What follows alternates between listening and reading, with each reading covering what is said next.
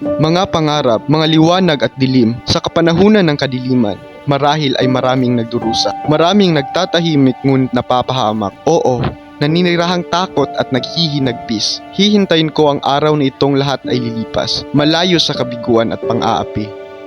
Kaya kayong mga kalaban, mga dayuhan, huwag niyo akong salingin.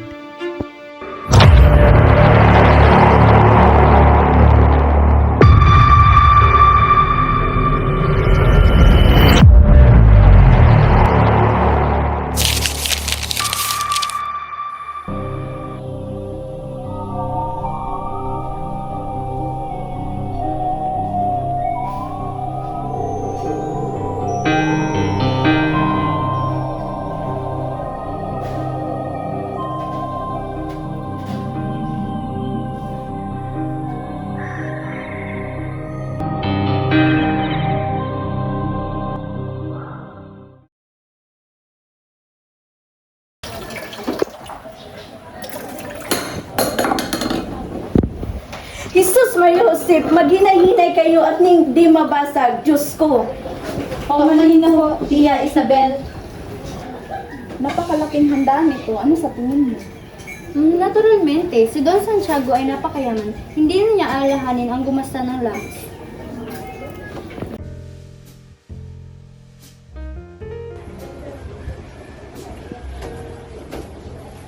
Magandang gabi, Doña Victorina at Don Tiburcio. Umupo muna kayo.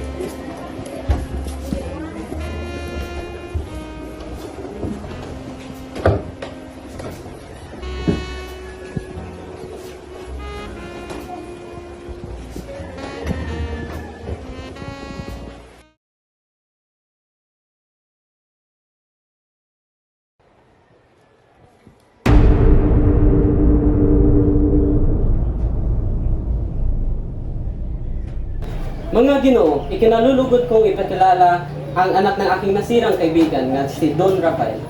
Sino kaya ang bisitang kasama ni Don Santiago? Siya si Juan Crisostomo Ibarra galing sa Europa.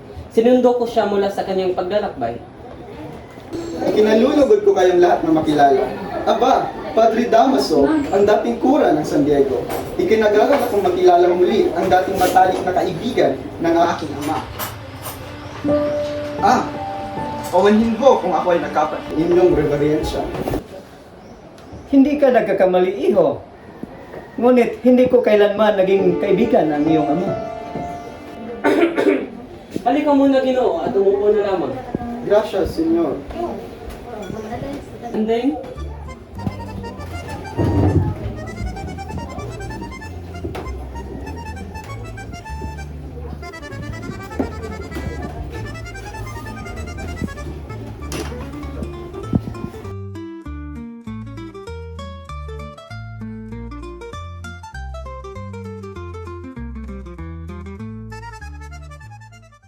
Taon kang nawala sa ating bayan, Senyor Ibarra. 7 taon po, Ginoo. 7 taon sa Europa. Malamang kalimutan mo na ang iyong bayan. Ang totoo nga niyan ay tila ang ating bayan ang nakalimot sa akin. Lagi ko ngang iniisip ang ating bayan. Totoo ba yan, hombre? Opo, Doña Victorina. Kahit kailan ay hindi ako nakalimot sa aking bayan. kamusta naman ang pag-aaral mo sa Europa? Mabuti naman ho, Kapitan. Hindi lamang kaalaman sa siyensya ang aking natutunan, bagkus pati na rin ang kaalaman ng pamumuhay ng mga taong aking nasasalamuhan. Ngunit likas pa rin ang mangmang, ang mga Indio, kahit saan sila mag-aral. Ikaw, Ibarra, nais mo bang mapabilang sa kanila? Mga mangmang at stupido. Ako'y lilisan na, Kapitan. Maraming salamat sa inyong paanyaya. Sandali, Crisostomo Ibarra. Paparating pa lang si Maria Clara. Sa susunod na lang ho, Kapitan. Sapagkat marami pa akong gagawin ngayong araw. Nakita niya, minsan ay napakasama nang naging bunga ang pagpadala ng inyong mga anak sa ibang bansa upang mag-aral. Lumaki ang kanilang ulo at ignoring na ang sarili na mas mataas, nawawalan sila ng galang.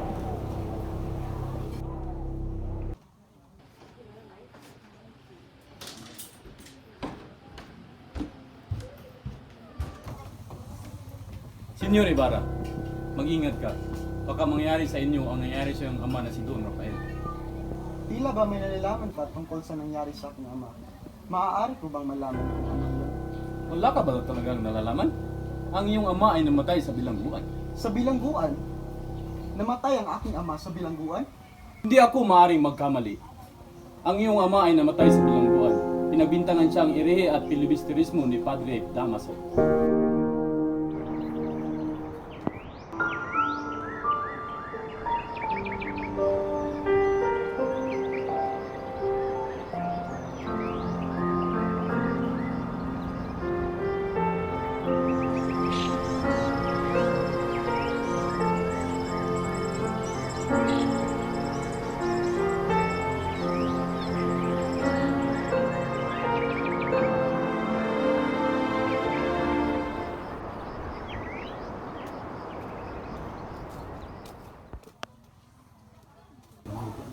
Magandang umaga, Tia Isabel.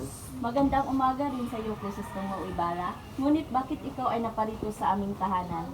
Nandito po ako para kay Maria Clara. Nariyan ho ba siya?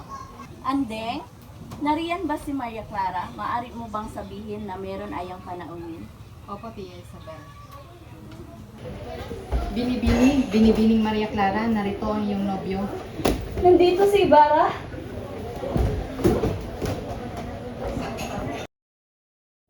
Akala ko'y nakalimutan mo na ako. Marami pa namang babae doon sa Europa. Kahit kailan, hindi kita ipagpapalit sa iba. Tulad mo, ako nasasagot na rin sa aking kaibigan. Ikaw lang ang minipin, ngayon at magpakailangan.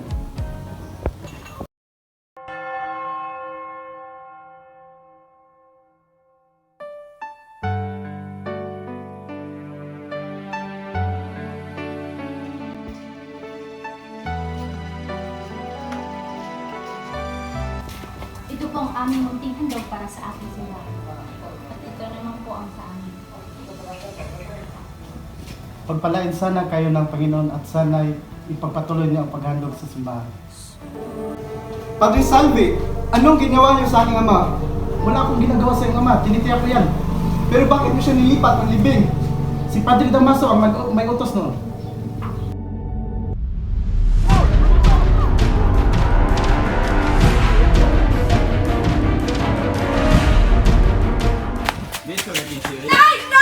Basilyon ako! Anong nangyari sa'yo? Si Crispin! Binugbog ng mga gwadya! Napagbintangang magnanakaw! Saan mo? Bukas na bukas din. Kakausapin ko sila na pakawalan ng iyong kapatid.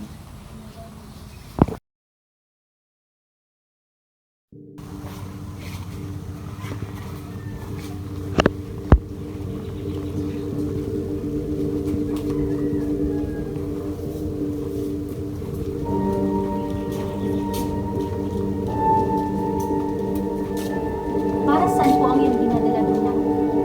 Para ito sa Korak, nais ko silang makausap para palayain ang anak ko si Crispin. Ikaw pala ang ina ng magnanakaw. Nagnakaw? Hindi magnanakaw ang anak ko! Si Crispin, na pagkatapos magnakaw ay nakuha pang lumisan at tumakas? Sa katunayan nga, nalaman ko na ang mga Guardia Civil ay papunta na sa iyong tahanan. Ang mga Guardia Civil! Crispin! Crispin! Crispin! Crispin! Basilio! Mga anak ko, nasa na kayo? Crispin! Crispin! Basilio!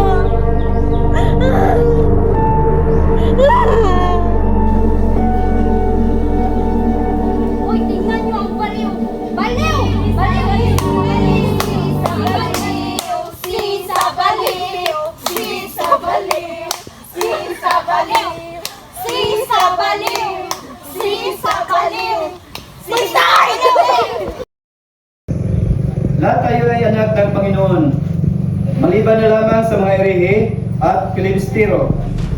Sila ay mga hangal at kalaban ng simbahan dahil sila ay kinain ng kanilang sariling kasakiman at yaman. Nabalitaan ko rin na rito na ang anak ng isang erehe. Nabalitaan ko na rin na may balak pa itong magpatayo ng paralan para sa mga hampas lupang Indio. Emerensya. Ang mga Indio na hangal at hampas lupa ay di kailanman dapat matuto. Ang mga ganyang layunin ay kailanman hindi magsasaksi.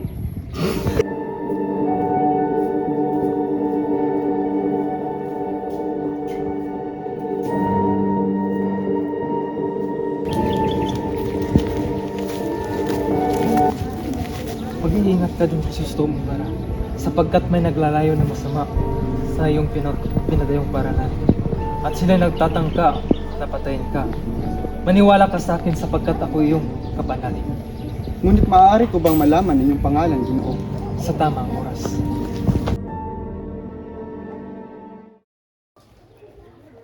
Magandang gabi, Padre Damaso.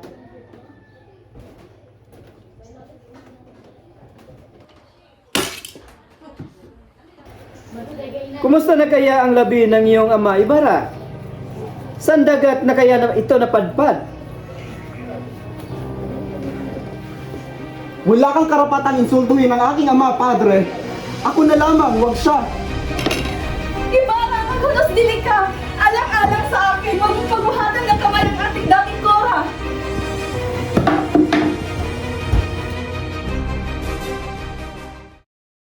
Ba si Crisostomo Ibarra? Maaari ka ba naming manyayang sumama sa amin? Bakit? Ano ba aking nagawa? Ikaw ang tinuturo nagsimula ng pag-aalsa laban sa Guardia Civil at sa bayan. Dalhin niyo na siya. Wala akong dyan. Bitawan niyo ako. Wala akong kinalaman dyan.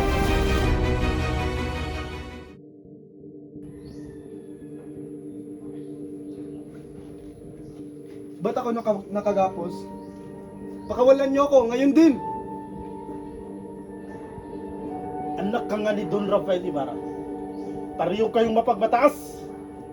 Kakalabanin mo ako, kakalabanin mo ang simbahan. Hindi na ako makapaghintay na makita ang iyong bangkay na palutang-lutang sa ilog gaya ng sa iyong ama.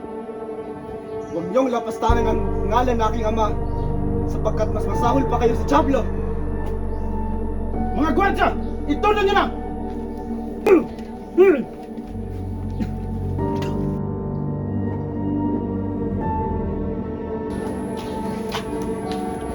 Don Sisto Ibarra, gumising ka na. Hindi na natatandaan kita. Ikaw yung lalaki sa simbahan. O ako nga, ako si Ilyas. Itatakas kita. Halika na! Si Crisostomo Ibarra, dakpin! Nasaan siya?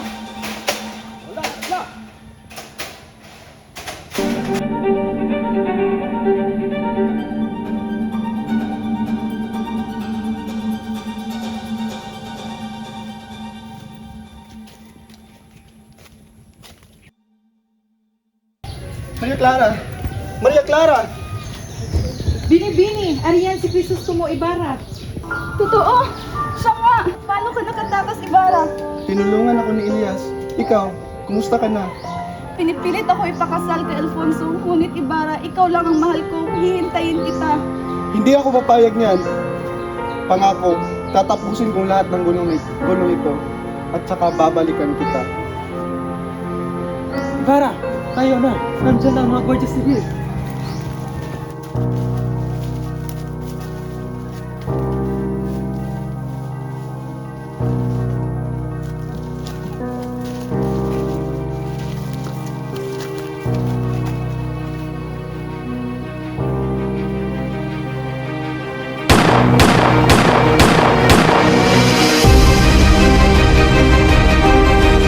Tayo na!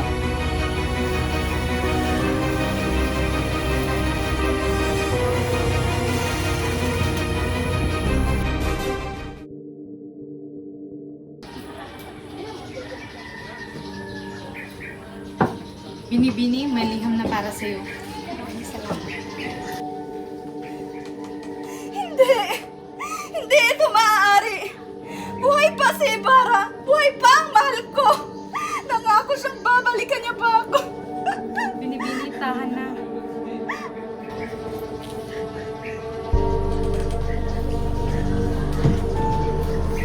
Ako muna bahala kay Maria. Nais kong hilingin sa inyo na sirain ang pangako na pagpapakasal sa akin kay Alfonso. Hindi pwede, Maria. Si Alfonso para sa iyo. Patay na ang taong pinakamamahal ko.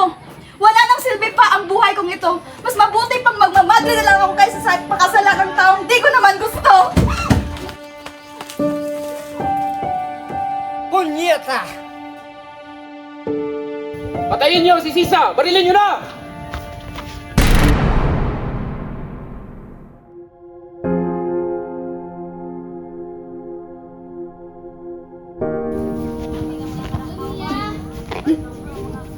Patay na yan. Iwanan na natin.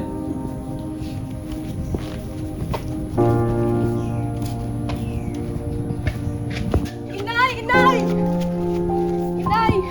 Ako ito, si Basilio. Okay ka lang ba? Anak ko. Inay, magkikita pa tayo ni Crispin.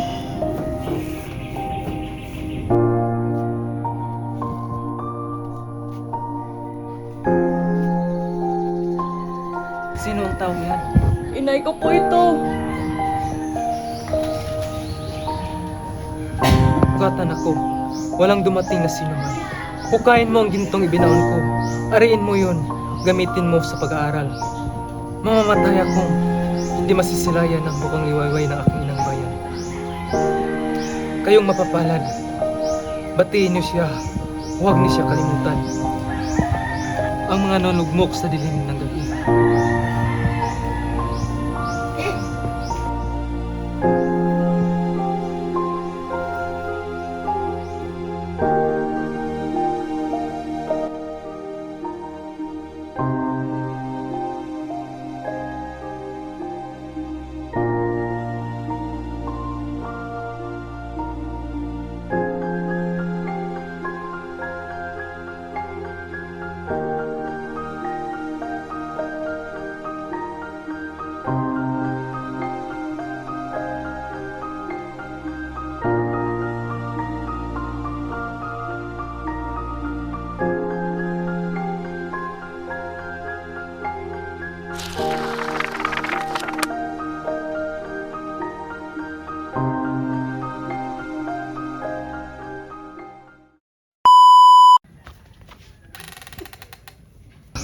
Huwag niyo siya kalimutan.